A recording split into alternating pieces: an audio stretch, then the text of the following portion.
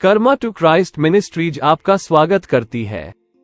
आइए हम परमेश्वर के वचन पर चर्चा करें। आज का वार्तालाप का शीर्षक है सफल असफलताएं। आज के बाइबल छंद है प्रकाशित वाक्य अध्याय 21 श्लोक 7। जो व्यक्ति जीतेगा वो इन चीजों का वारिस होगा।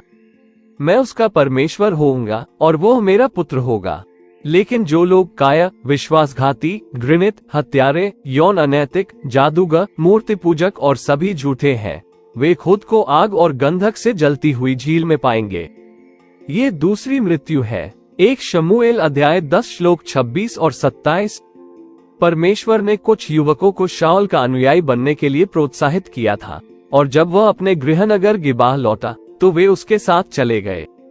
लेकिन कुछ बेकार मूर्खों ने कहा, शाऊल जैसा कोई हमें हमारे शत्रुओं से कैसे बचा सकता है। वे नहीं चाहते थे कि शाऊल उनका राजा बने, और इसलिए उन्होंने उसके लिए कोई उपहार नहीं लाए। लेकिन शाऊल शांत रहा। अजीब लगता है ना? असफल होने पर सफल होना, इसे वास्तव में अपमान के रूप में इस्तेमाल किया जा सकता है, और मैं इसका शिकार हुआ हूँ।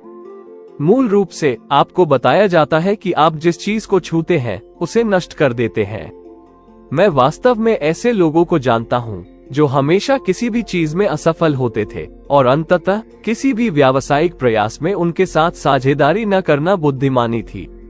लेकिन दुनिया के अनुसार आप चाहे जितनी भी बार असफल हो, अगर आप एक चीज में सफल होते हैं, और सिर्फ एक चीज में, तो आप सभी चीजों के वारिस होंगे और परमेश्वर के पुत्र के रूप में स्वीकार किए जाएंगे।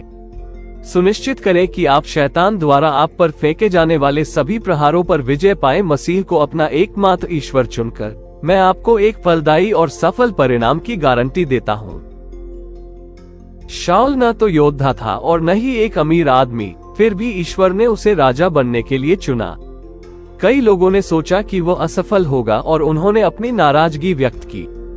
हालांकि ईश्वर ने उनके दिलों को छूकर उनका समर्थन करने और उन्हें प्रोत्साहित करने के लिए चुने हुए लोगों को खड़ा किया। जब आप ईश्वर की आज्ञा मानने में सफल होने का फैसला करते हैं, तो ईश्वर आपके साथ भी यही करेगा। एक सफल असफल व्यक्ति वास्तव में वो होता है जो अपनी असफलताओं को स्वीकार करके खुद को शीर्ष पर पहुंचा सकता है। हर अपमान और अस्वीकृति आपको और अधिक प्रयास करने और तब तक हार न मानने के लिए प्रेरित करती है जब तक कि आपका मजाक उड़ाने वाले लोग आपको सफल होते नहीं देखते। हो सकता है कि वे कभी आपकी प्रशंसा न करें, क्योंकि उन्हें अपने शब्दों को निगलना होगा और अभिमान उन्हें ये स्वीकार करने से रोकेगा कि वे गलत थे। लेकिन ईश्वर ऐसे लोगों को खड़ा करेगा जो सार्वजनिक रूप से आपका सम्मान करेंगे।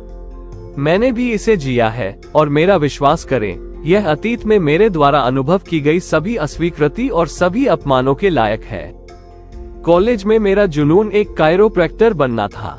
मैं इस बात से रोमांचित था कि कैसे केवल रीढ़ की हड्डी को समायोजित करके शरीर उन बीमारियों से खुद को ठीक कर सकता है जिन्हें डॉक्टर केवल दवा या सर्जरी से ठीक कर सकते हैं। मैं इस लक्ष्य में सफलतापूर्वक विफल रहा, और मैं स्वीकार करता हूँ कि कुछ वर्षों तक मैंने शैतान को अपने झूठ के अधीन रहने दिया, लेकिन परमेश्वर को मेरी उच्च बुलाहट का पालन करने की आवश्यकता थी।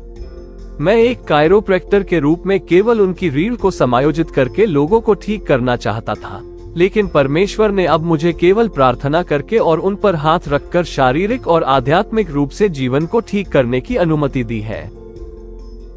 जीवन में जो आप करना चाहते हैं उसमें असफल होने से आप वो कर सकते हैं जो आपको परमेश्वर की योजना के अनुसार करना चाहिए था। आइए प्रार्थना करें। स्वर्गीय पिता, आप वो हैं जो सुबह का अंधेरा बनाते हैं, वो जो नदियों को जंगल में बदल देता है, वो जो पानी को सूखी जमीन में बदल देता है। धन्यवाद पिता कि हम आपको अपने परमेश्वर के रूप में विरासत में प्राप्त करेंगे। धन्यवाद कि आप हमारी सभी असफलताओं को खुशी के क्षणों में बदल सकते हैं। हमें यह न समझ पाने के लिए क्षमा करें कि दुनिया की नजरों में असफल होने का मतलब जरूरी नहीं कि आपकी योजनाओं में भी असफल होना है। हमें उन लोगों का समर्थन न करने के लिए क्षमा करें जिन्हें हमने उनके अतीत के कारण असफल माना है। हमें सिखाएं कि हर अपमान और हर अस्वीकृति को खुद को बेहतर बनाने के अवसर के रूप में कैसे लें। हमें दिखाएं कि किसी भी पिछली असफलता को कैसे दूर किया जाए और उन महान चीजों की प्रतीक्षा करें जो आपने हमारे लिए तैयार की है। हम घोषणा करते हैं कि हम दुनिया की सारी गंदगी को दूर करेंगे और आपको अपने ईश्वर के रूप में विरासत में पाएंगे और हम आपके बच्चे कहलाएंगे। हम यीशु के महान नाम में मांगते हैं, आमीन।